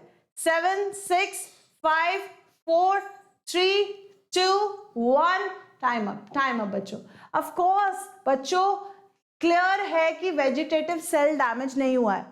हमें पता है कि pollen grain के अंदर दो तरह के सेल होते हैं, right? This is a pollen grain. Pollen grain has two type of cell. One is vegetative cell. Vegetative cell जिसकी fate क्या है, जिसका future क्या है? It will give rise to pollen tube, right? And there are two other cells. There are two other nuclei known as sperm cells, generative cells, right? Generative nuclei भी बोलते हैं इनको. बच्चों ये जो जनरेटिव न्यूक्लियाई है इनका फेट है आगे जाकर फर्टिलाइजेशन में पार्टिसिपेट करना. फर्टिलाइजेशन में पार्टिसिपेट करना.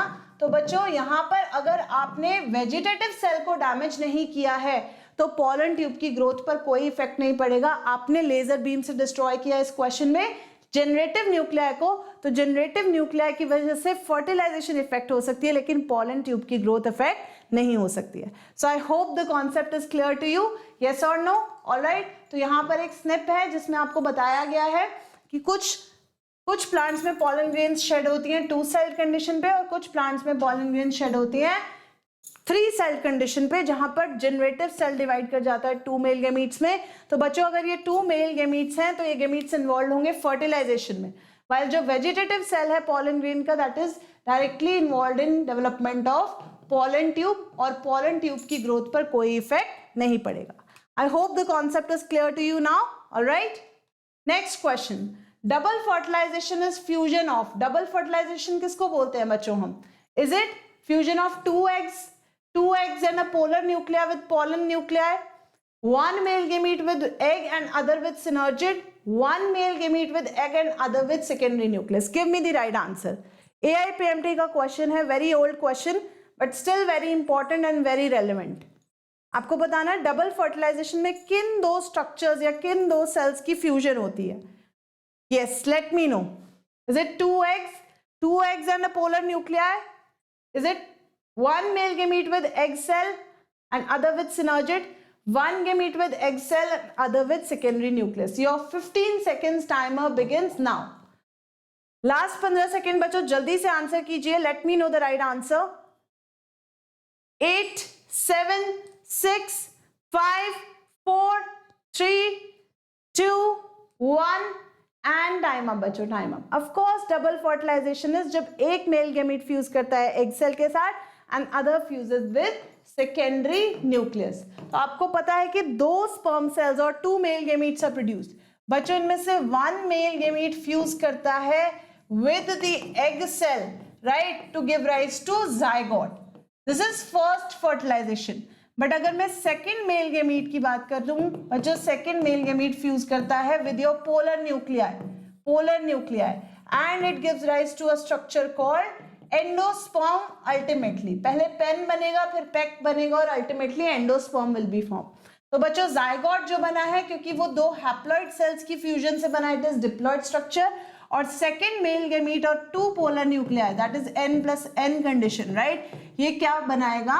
एंडोस्पर्म. तो डबल फर्टिलाइजेशन ऐसा इवेंट है जिसमें एक मेल गैमीट फ्यूज कर रहा है with egg and other with polar nuclei. And let's see in the NCERT book as well.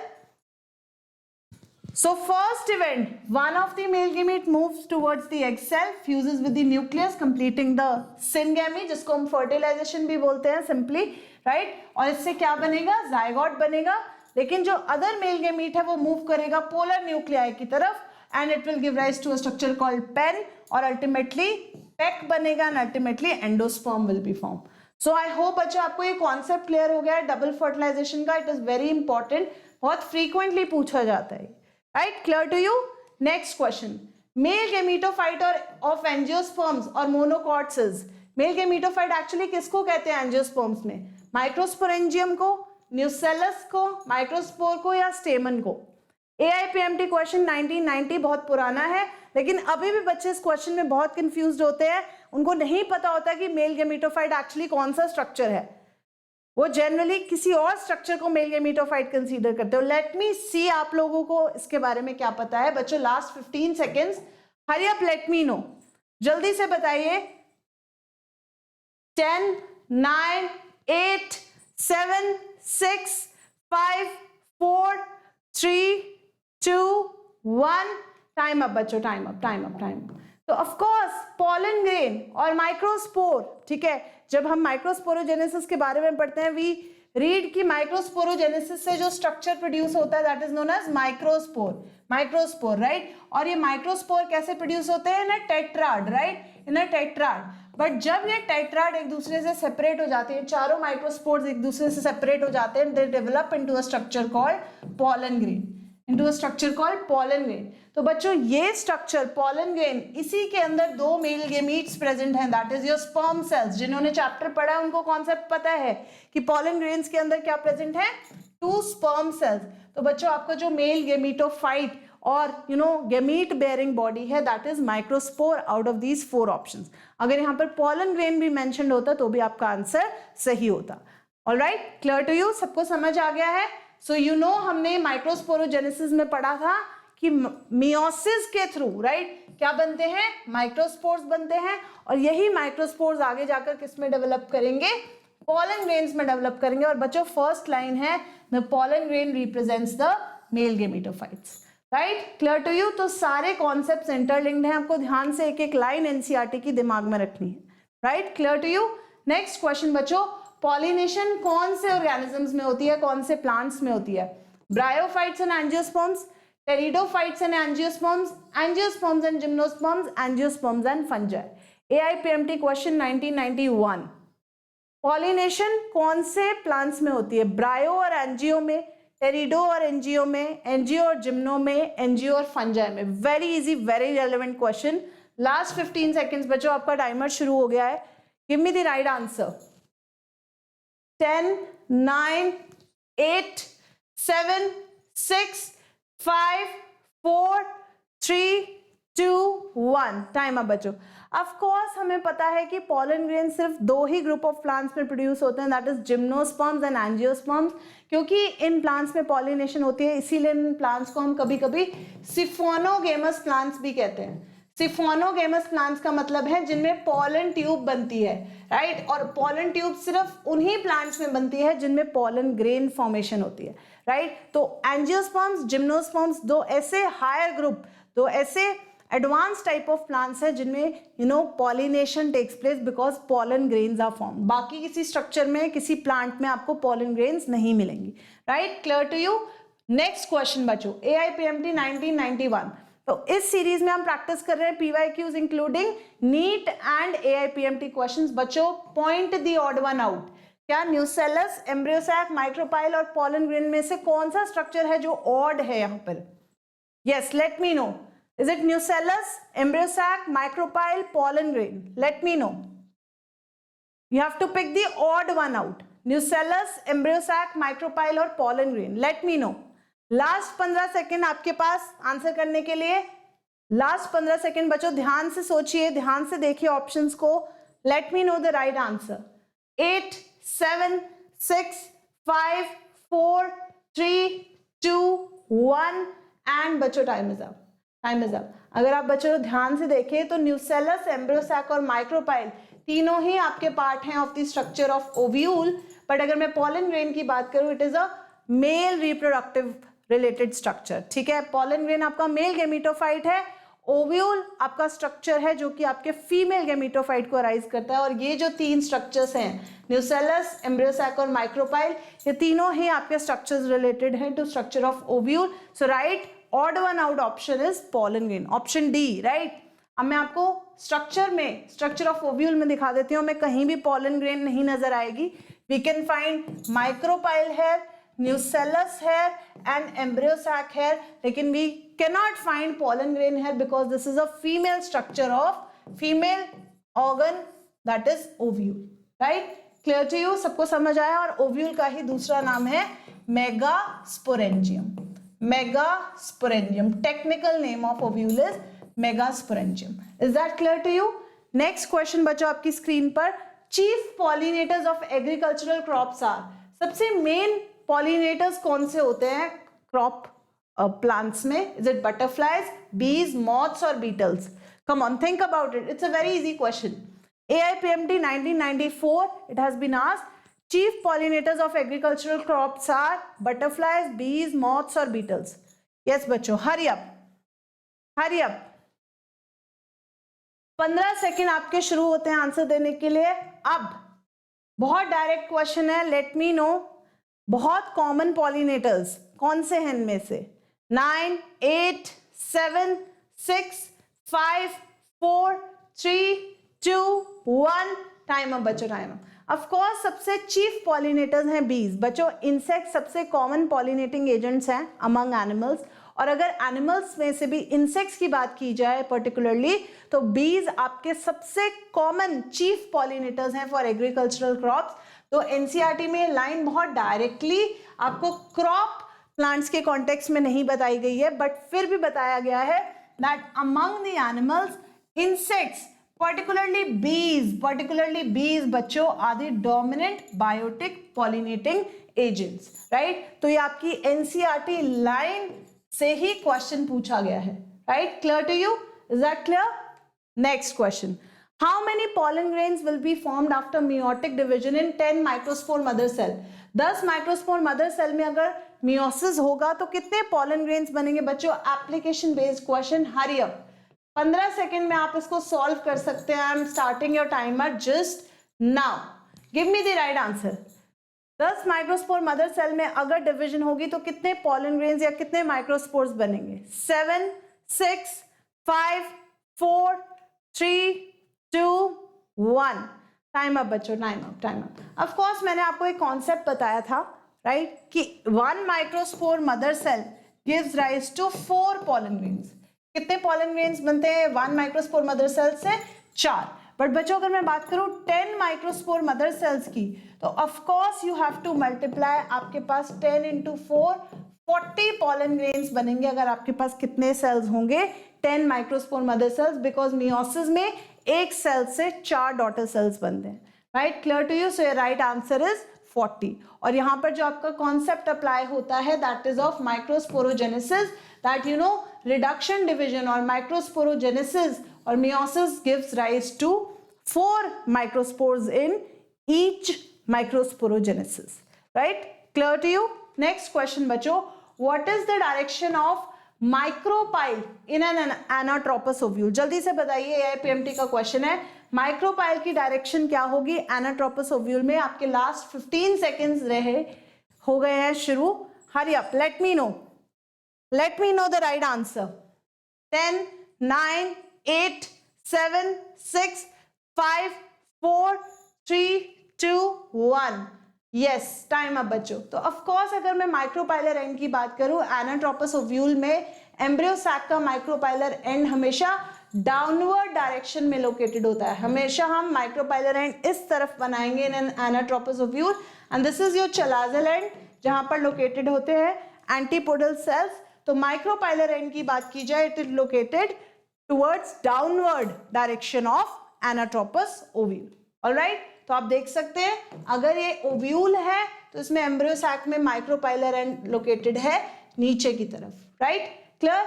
क्योंकि ये एक इन्वर्टेड ओव्यूल है, क्योंकि एक इन्वर्टेड ओव्यूल है इसलिए आपका चालाजल पोल नीचे आ गया है। बट बच्चों ये anatropous ovule actually inverted ovule होता है, तो आप इसको अपसाइड डाउन करके इमेजिन कीजिए कि ये माइक्रोपाइलर एंड कहां पर आ जाएगा?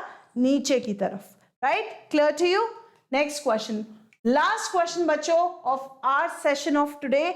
Late me see you answers this right. which type of association is found between a entomophilous flower and pollinating agent? मैं पहले भी आपको बता चुकी हूँ that entomophilous flowers are insect pollinated flowers. तो insect pollinated flowers में और pollinating agent में कैसी relationship exist करती है? AIPMT 2002 का question है. Mutualism, commensalism, cooperation, coevolution. बच्चों ये क्वेश्चन आपको इकोलॉजी और sexual reproduction in flowering plants दोनों में पूछा जा सकता है. Let me know the right answer. Last 15 seconds for you to give the right answer in the comment box. 15 second बच्चों और हैं, जल्दी से सोचिए और राइट आंसर दीजिए अपना कमेंट बॉक्स में. 9, 8, 7, 6, 5, 4, 3, 2, 1. टाइम अप बच्चों, time up, time up. Of course the right answer is mutualism. बच्चों एक म्यूचुअली बेनिफिशियल रिलेशनशिप एग्जिस्ट करती है इंसेक्ट और पॉलिनेटिंग एजेंट पे. फॉर एग्जाम्पल हम बीज की बात करें तो बीज को एक रिवॉर्ड मिलता है in the form of nectar and pollen grains. तभी इंसेक्ट्स विजिट करते हैं फ्लावर की तरफ, और जब वो फ्लावर को विजिट करते हैं in the act the flower is pollinated. तो दोनों का एक म्यूचुअल बेनिफिट हुआ. सिमिलरली कुछ मॉथ्स और वास्प इंसेक्ट्स हमारे पास ऐसे होते हैं जो फ्लावर के अंदर अपना एग ले करते हैं and flower provides it a safe place. ठीक है, फ्लावर जो है एग को इंसेक्ट के प्रोटेक्ट करके रखता है, सेफ प्लेस प्रोवाइड करता है फॉर इट टू हैच, ताकि वो डेवलप कर सके, मैच्योर कर सके एंड अल्टीमेटली सीड के ऊपर फीड करके फ्लावर की इट कैन गेट रिलीज्ड. तो बच्चों दोनों का ही फायदा हुआ, इंसेक्ट का भी और फ्लावर का भी.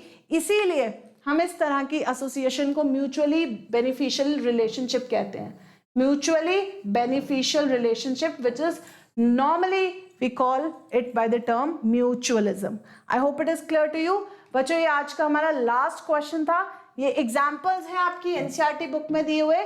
Amorphophallus plant and yucca plant which are showing coordinated mutual relationship with different flowers. So I hope बच्चों आपने ज्यादा से ज्यादा questions, in fact let me no कि कौन सा ऐसा बच्चा है जिसने सारे आंसर सही दिए हैं. कमेंट बॉक्स में लिखकर जरूर बताना how many questions were right or which mistakes have you done. So I hope bachcho you liked the session. If it is so, hit the like button, share this video with your friends who want to practice PYQs like this, and subscribe to channel Vedantu NEET Made Easy. I'll see you in the next session. We have session every Tuesday to Friday from 5:30 to 7 p.m. I'll see you next time. Till then, take care. Bye bye.